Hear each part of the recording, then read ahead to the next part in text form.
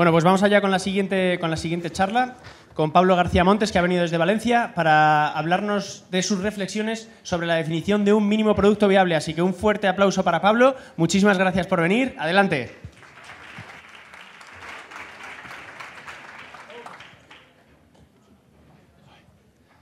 Muy buenas a todos. Espero que hayáis cargado pilas otra vez con el café. Bueno, soy Pablo, soy Product Manager en Mercadona Online y lo que han dicho, vengo a contaros un poco mis reflexiones o mis experiencias haciendo MVPs para sacar nuevos productos y nuevas funcionalidades. Yo llevo como 10 años más o menos trabajando en empresas tecnológicas en distintos sectores, distintos tamaños, desde multinacionales con millones de usuarios a startups que no tienen usuarios y algunas de ellas casi ni producto, ¿no? Y en este tiempo he visto que hay cosas que se repiten, tanto en best practices, cosas que se hacen bien en estos sitios, a cosas que no se hacen tan bien. Y bueno, vengo a comentaros un poquito esto. Antes de empezar, lo que he dicho, vengo a hablaros de mi experiencia personal. Yo no soy ningún gurú. No soy experto en nada, de hecho yo me considero un aprendiz que lleva 10 años aprendiendo y me queda un montón más por aprender, prácticamente tanto como años me queden de carrera, ¿no? Entonces, voy a contaros mi experiencia, van a ser consejos que podéis seguir o no, nada de reglas ni de dogmas ni nada que haya que cumplir al pie de la letra, porque una de las cosas que he visto es que no hay ninguna fórmula mágica que funcione siempre. Entonces, de lo que yo os cuente, os quedáis con lo que queráis. Si estáis de acuerdo y os sirve para reflexionar, perfecto. Si no estáis de acuerdo, lo que sí que nos puede servir es para tener un debate luego y que aprendamos todos. Así que, nada, si hay algo con lo que penséis distinto o hayáis visto algo en vuestra experiencia que sea distinto, lo podemos hablar o bien en la ronda de preguntas o me engancháis después y hablamos. Así que vamos a darle. Una de las primeras cosas que me gustaría comentar es cuál es el primer paso. Creo que es súper importante saber de qué estás hablando, en qué estás trabajando y frenar un poquito la tentación o el impulso este de ponernos a trabajar directamente y a pensar en funcionalidades a lo loco. Es muy importante conocer a tus usuarios, saber cuáles son sus necesidades, haciendo research, hablando con ellos. No hay nada que te aporte más valor que una conversación uno a uno con tus usuarios para saber cuáles son los dolores que tienen actualmente y cómo lo están resolviendo, para identificar cuáles son sus necesidades, que al final es lo que vas a tener que intentar cubrir con lo que sea que hagas. Entonces, tú tienes tus usuarios, sabes cuáles son sus necesidades y sabes dónde puedes aportar valor cubriendo esas necesidades. Si no, lo que vas a hacer es dar palos de ciego y puede que te salga bien, puede que te salga mal y si lo haces sin saber un poco por qué lo estás haciendo, realmente no hay ningún tipo de aprendizaje. Entonces, las funcionalidades van a llegar, no os preocupéis. Saltar directamente a decir voy a implementar esto sin hacer los deberes antes es un poco receta para eso, para que sea una lotería, ¿te funciona o no te funciona? Entonces, las funcionalidades van a seguir a las necesidades, que a su vez siguen a hacerse preguntas. Es súper importante hacerse preguntas, de hecho es más importante hacerse preguntas que estar contestándolas, ¿no? Entonces, mi recomendación, empezar de menos a más, de más genérico a más concreto, porque a medida que vas haciéndote estas preguntas, vas profundizando, vas razonando y te van saliendo nuevas dudas. Y cuando te salen nuevas preguntas y vas viendo cómo responderlas, hay que dejar que los datos hablen. Y hay que dejar que hablen ellos solos, intentando evitar una cosa que se llama el sesgo de confirmación, que es que todos vamos inicialmente con unas ideas preconcebidas y lo que buscamos es que el dato nos dé la razón. Bien, pero esto puede fallar, porque al final, si un dato no te dice lo que tú quieres, es que no le has dado lo suficiente.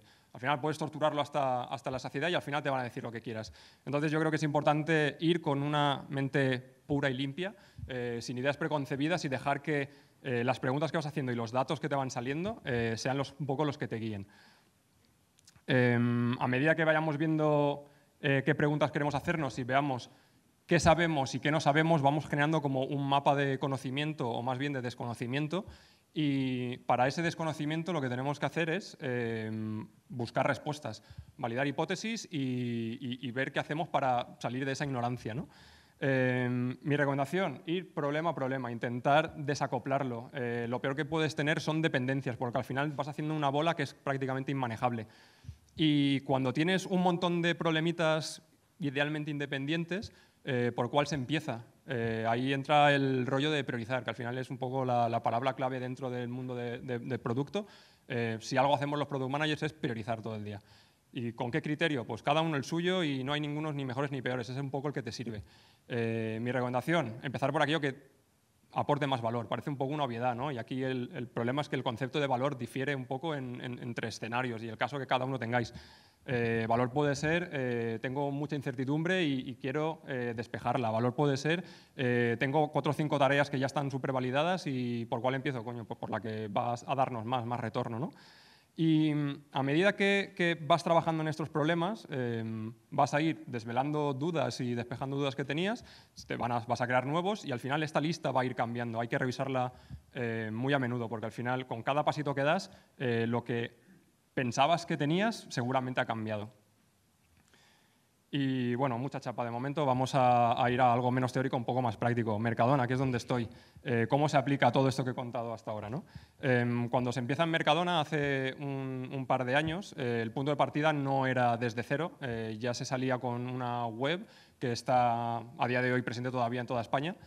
En vez de empezar a desarrollar, coger una lista de estas, un laundry list o un to-do list de los 10 features que tiene que tener tu e-commerce, por fortuna lo hicieron con un poco más de cabeza, ¿no? Empezaron a hacer estos deberes y ver qué tenía sentido y dónde tenía sentido poner el foco.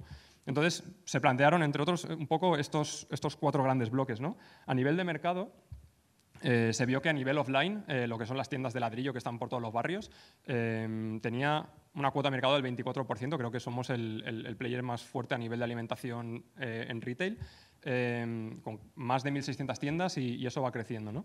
A nivel online, con la web esa que tenemos a día de hoy, en la gran parte de España y que estamos intentando cambiar y modernizar, seguimos siendo como el primer e-commerce de alimentación online. Entonces, esto que nos decía, que a nivel de lo que es reconocimiento de marca, no había que hacer mucho más esfuerzo porque, joder, ya estamos ahí en rollo top. Seguro que se puede mejorar, pero ¿es una prioridad? Bueno, habría que ver qué es lo demás que podemos llegar a hacer, ¿no? A nivel del modelo de negocio, Mercadona tiene un modelo de negocio un poco distinto al resto de competidores, ni mejor ni peor, solo distinto. En vez de tener un surtido de unos 30.000 productos más o menos, tenemos un surtido mucho más limitado, unos 6.000, 7.000 productos, y de esos el 60% son productos nuestros, las marcas Hacendado, Deliplus y este tipo de marcas que son nuestras.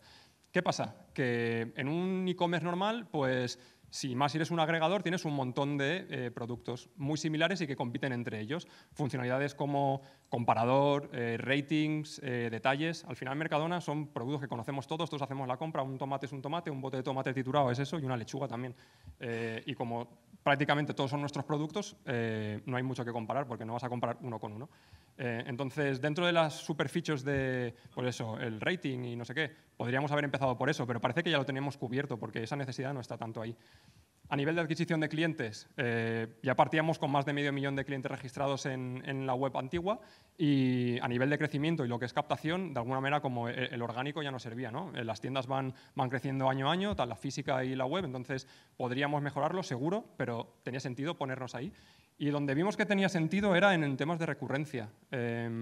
Ahora mismo el 50% de los usuarios son muy antiguos y de hecho esos antiguos son los que rinden mejor. Los nuevos, los que se registraron desde hace un par de años, rinden mucho peor y esto no sabíamos muy bien por qué, pero te pones a hurgar y ves que un ticket medio son 40 productos distintos y son 70 artículos. Esto lo que tienes es a un tío ahí dando clic a botoncitos de añadir, más cajas de leche, más botellas de agua y es un proceso tedioso y un poco toca narices, ¿no?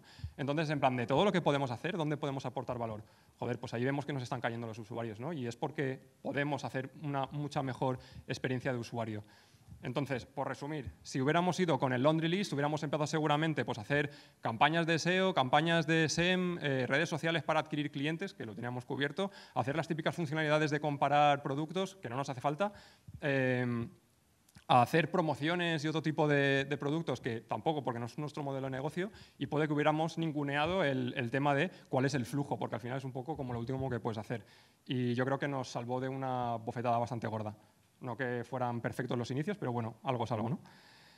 Entonces, cuando ya tienes claro ¿Dónde vas a poner el foco? Es donde entra el concepto este del MVP, ¿no? Ahí está Eric Rice, que es un poco como el dios en la tierra y representante de Dios a nivel de Lean Startup. Y este tío puso un poco de moda el concepto este de MVP, que no es más que un ciclo, que igual intuitivamente sale, pero hasta que no te lo cuentan igual no te das cuenta, ¿no? Entonces partimos de estas ideas que tenemos todos y tenemos que construir algo para dar respuesta a estas ideas. Construyes, sacas un producto, intentas que sea mínimo y al final es el rollo este del MVP, ¿no? El mínimo producto viable, que es lo mínimo que puedo construir para generar conocimiento validado y de manera rápida para poder seguir avanzando en el ciclo. Entonces sacas tu productito, pero para poder aprender necesitas tener datos. Entonces tienes que medir desde el principio y estos datos no son solo para abultar bases de datos, sino que, joder, tienes que procesarlo después porque de ahí vas a sacar información que te van a desmentir hipótesis que tenías y confirmar otras para que generes de nuevo nuevas preguntas y vuelvas a meterte dentro del círculo. Entonces empiezas por la construcción de lo que es tu MVP. Al construir un MVP, pues vas a por lo mínimo. Y cuando intentas minimizar, pues te tienes que recordarlo por algún sitio y hay como 3 factores, ¿no? El tema de la calidad, el tiempo que tardas en sacarlo al mercado y el alcance. ¿Por qué tengo una slide tan rara con McHammer por ahí? Bueno, primero porque McHammer es el puto amo y después porque tiene un temazo que es You Can't Touch This. No voy a poner a cantarla, soy muy malo, pero al final ese concepto como que se repite en mi cabeza, ¿no? No lo puedes tocar. ¿Y qué no puedes tocar? La calidad. Es muy jodido comprometer la calidad. Es muy fácil, pero es complicado porque al final eso como que te puede desvirtuar el resto del proceso. Tú estás haciendo un MVP porque quieres validar algo y necesitas que, por una parte, tenga sentido esos resultados que sacas y, por otra, que no hay una frase por ahí súper conocida, ¿no? En plan de si no te da vergüenza tu primera versión es que te has pasado construyendo. Yo ahí sí, ¿no? Si queréis después lo podemos comentar, pero creo que a mí siempre me da miedo que si hago algo muy de batalla y que sea muy castaña, después no tenga el rendimiento que igual espero y te paras a pensar, hostia, ¿qué es? ¿Porque la funcionalidad no tiene sentido o porque lo he hecho tan chustero que la gente no la ha querido ni usar, ¿no? Entonces, la calidad para mí es uno de los pilares críticos de intentar tocarlo lo menos posible. El tiempo de salir al mercado muchas veces no es negociable, te imponen un deadline y tienes que salir ahí como tienes que salir porque sí. Entonces, al final, lo que tienes es el alcance, ¿no? Esa versión de mínimo. Puedes ir a muchas cosas o a muy pocas. Y el alcance es con lo que puedes jugar. Sacar más o menos funcionalidades y ahí el concepto mínimo es importante. De nuevo, mucha chapa, vamos a ver algo un poco más concreto. Hace unos años estuve en Inglaterra trabajando en una empresa que se dedicaba a hacer software para terceros. Y esto, visto en función de cómo lo veas, lo puedes ver como una fábrica de MVPs, ¿no? Va un tío que normalmente no tiene ningún tipo de base tecnológica, ha tenido una idea súper revolucionaria y no tiene recursos ni idea de cómo llevarlo a cabo. Y va y te plantea un proyecto y depende de cómo gestiones tú esos proyectos, dices que sí, agachas la cabeza, le haces el presupuesto, como en este caso, que eran, no sé, cientos de miles de libras y meses de trabajo, te pones a construirlo, lo construyes fuera de plazo y se lo entregas al tío, lo pone en producción, se pega la hostia y ya no lo vuelves a ver. En este caso vinieron estos, que eran unos cirujanos plásticos que nos contaban que en Inglaterra los centros de estética, si hacías un cursito o un tipo de formación, te permitían, además de hacer uñas y cejas y tal, hacer pequeñas intervenciones quirúrgicas muy básicas, pero yo qué sé, inyectar botox y cosas de estas. Y lo que habían visto es que esta gente que internamente en el proyecto los llamábamos carniceros, cuando todo iba bien, súper bien, pero en el momento en el que había algo que se veía fuera de la norma, no tenían las herramientas suficientes como para resolver la papeleta, ¿no? Entonces estaban inyectando botox ahí a alguien, se le va la mano, tocan un nervio y al tío se le paraliza la cara o se le descuelga, ¿no? Hostia, qué putada. Entonces, esta gente que eran experimentados cirujanos, lo que querían era crear un producto que fuera un canal de comunicación entre los carniceros y los médicos de verdad. Entonces vinieron con esto, una serie de requisitos de la leche, en plan de multiplataforma, que tuviera vídeo online, tiempo real, chat en tiempo real, que varios cirujanos pudieran hablar sobre un mismo caso, que un cirujano pudiera tener varios casos, temas de facturación con modelos, y dijimos, wow, para. Muy bien, esto puede ser tu visión, pero ¿cómo habéis llegado a estas conclusiones? Lo que había contado antes de la visión y tal, analizar, no habían hecho una mierda, habían tenido una idea súper buena, habían hablado con 4 colegas de alrededor, esa gente siempre te dice que está todo muy bien y habían tirado para adelante.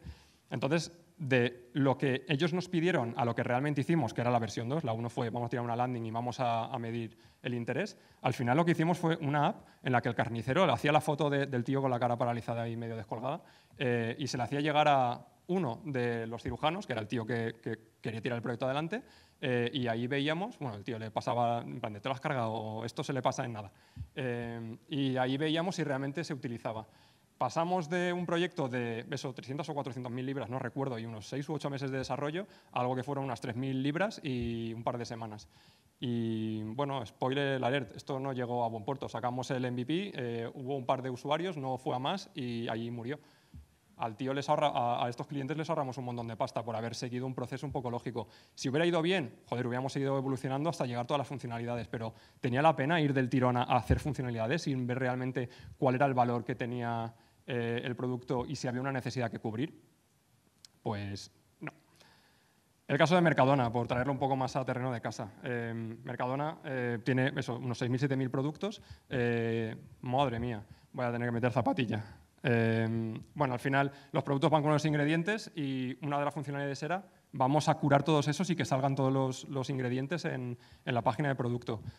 Era muy arriesgado y no sabíamos si la gente lo iba a utilizar. Entonces, en vez de meter infraestructura y gente, lo que hicimos es, hostia, hacemos fotos donde se ven los productos y la gente, si lo quiere ver, hace zoom. Y esto, pues acabamos midiéndolo para ver si realmente tiene interés y al final el tema de medir es súper importante y no por generar datos, sino por saber cómo estás yendo. Al final te tienes que plantear cuál es el objetivo de lo que estás haciendo para saber si estás yendo bien o mal y tienes que hacer el seguimiento desde el principio. Y con estos datos acabas aprendiendo. Y acabas aprendiendo voy a sacar conclusiones de los datos que estoy sacando, no es solo generar datos por generar. Cuando te paras a ver lo que los datos dicen, tienes que, de nuevo, ser súper preciso. Vale mucho más un parrafito bien redactado y razonado donde te has forzado a pensar que listar un montón de números sin más en un PowerPoint.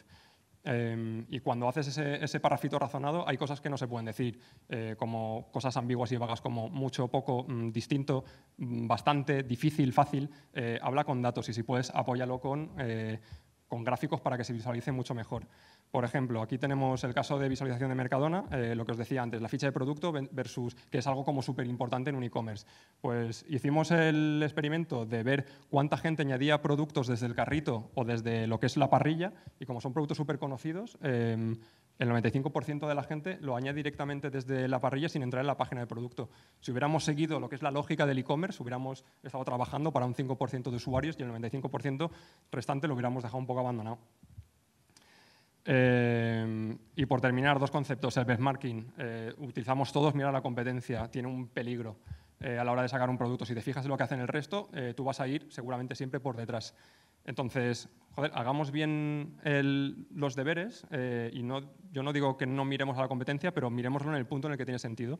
Tú haces tu diseño y después comparas. Eres capaz de ver muchos más matices, de entender por qué la competencia está haciendo lo que está haciendo y a veces igual ellos no han hecho ni bien sus deberes. Entonces, no está reñido el hacer producto con mirar competencia, pero no tiene que ser el punto de partida. Y después en temas de lanzamientos, idealmente intentemos evitar el Big Bang e ir por fases, porque si funciona bien siempre podemos escalar, pero si funciona mal y vas a todo el mundo, la hostia que te metes la ve todo Cristo. En Mercadona salimos en Valencia, y no todo Valencia, unos códigos postales. Pues el día del lanzamiento, y esto es una captura de Google, el día del lanzamiento, en la sección de noticias, 5 páginas de noticias de medios locales y nacionales diciendo que Mercadona estaba fuera. Un error ahí te pasa un montón de factura. Y a la derecha, uno de los productos que sí que hicimos en la startup esta inglesa, en la que un año después del lanzamiento solo salían como 5 menciones en medios de 3 idiomas distintos. Entonces, en caso de que no funcione bien el proceso, si has ido a por un mega lanzamiento invitando a prensa y a gente y no te sale del todo bien, el efecto demo es muy jodido. Entonces, si se puede evitar, es ideal no meterse en ese fregado. Que, de hecho, si luego va bien, siempre tenéis tiempo para palmaditas en la espalda. Y nada, si me tuviera que quedar con, o si os pido que os quedéis con 3 cosas, sería lo de, hostia, parémonos a pensar antes de construir. El tiempo que inviertes analizando es tiempo súper bien invertido. Cuando construyas, que no se te vaya la olla y construir ahí un Taj Mahal, ir realmente a por lo que hace falta y que sea lo mínimo para aprender, y antes de lanzar, medir desde el principio. Y cuando eso lo haces, vuelve a empezar y vuelve a darle caña al ciclo. Y ya está.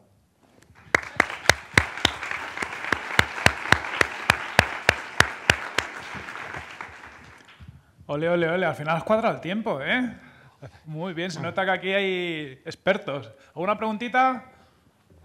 No me creo que no haya preguntas. Mira, ahí hay una. Me acerco para no mataros, pues luego... Hola. Muchas gracias por la exposición, que está muy bien. Te quería preguntar, en el mundo ideal, sacas un MVP, defines cómo vas a valorar si tiene éxito con unos KPIs y en un plazo de 2 semanas, 1 mes, 2 meses, tienes que revisar esos datos para ver si realmente ha funcionado. Pero luego en la vida real lanzas algo y enseguida te pones con otra cosa y hay otras cosas más prioritarias. ¿Cómo hacéis vosotros para obligaros a medir, a analizar las métricas después de haberlo lanzado? Si tenéis algún procedimiento o si tenéis un equipo especializado en eso. No, al final cada uno es responsable de lo que saca y, no sé, yo lo único que he visto en estos años es disciplina. Es muy cómodo sacar algo y encima más si tienes presión de tienes que sacar un montón de cosas. ¿Has sacado esto ya? Sí, está en producción, sí, pasa lo siguiente. Y es en plan de, no, es un poco más tema de ir educando a todo el mundo dentro de lo que es la empresa, stakeholders, al equipo de desarrollo, y es eso, disciplina. Sacas algo y sabes que no has terminado ahí. De hecho, cuando estuve en Softonic teníamos un board, como si fuera el del sprint board o el board del backlog, en el que teníamos los proyectos que estaban lanzados y que estaban en fase de estamos midiendo, para que no se nos fuera la olla y se nos olvidara. Entonces los teníamos ahí e íbamos marcando periódicamente cuál era el resultado que estaban dando y si hacía falta volver. Entonces es eso, encontrar la manera de no olvidarse de que eso está ahí. Y si te marcas un tiempo para poder obtener un resultado, si no llegas al resultado tienes que seguir iterando hasta que lo consigues o hasta que desistes de tirar por él. Y es eso, que no se te olvide, no perder nunca de vista que tienes una funcionalidad, un producto nuevo y es como un niño. O sea, en plan de tú no das a luz y lo abandonas ahí a su suerte. Tienes que ir cogiéndolo de la mano y llevarlo hasta que el chiquillo tiene 35 años y se va de casa. Entonces es eso, hacer ese acompañamiento y no perderlo de vista, si no eres un poco un mal padre. Hola, buenas. Muchas gracias por la charla. La pregunta mía es, ¿la idea de Mercadona Online es atraer más clientes o mantener los clientes que ya tienen? Te pongo un ejemplo porque yo soy de República Dominicana. En mi país hubo una vez que yo vendía servicios de página web y aplicaciones móviles, y con un cliente que tuve, yo creía que iba a cerrar una venta ofreciéndole o diciéndole al final que a través de lo que yo le vendía, él podía atraer más clientes. Y él lo que me dijo fue que a él no le interesaba atraer más clientes porque la producción que yo tenía era un restaurante, la producción que yo tenía no era suficiente para atraer más clientes. Entonces me cayó. Bueno, de ahí un poco la importancia de averiguar cuáles son las necesidades de tu usuario y cómo puedes aportarles valor. En el caso que preguntabas de Mercadona Online ahora mismo es ofrecer una mejor experiencia de usuario, porque bueno, si alguno no vive en Valencia o en algunos códigos postales muy limitados de Barcelona, no podéis ver qué es lo que hay por dentro, pero es una experiencia totalmente distinta a la que está sufriendo el resto del país. Entonces, nuestro objetivo no es ni captar más ni retener más, es ofrecer esa experiencia que nuestro usuario un poco merece y cómo creemos que podemos darles valor dentro de sus necesidades, que es hacer la compra, primero, sin tener que salir a la calle, porque al final hacer colas es algo que no le gusta a nadie, y dos, aquellos que lo están haciendo online, pues eso, que no se tengan que tirar como 3/4 de hora haciendo clics en +1, porque al final 70 productos no se meten del tirón. Es facilitar ese proceso. De hecho, el objetivo de Mercadona es que la gente prácticamente ni pase tiempo dentro del e-commerce. Gracias.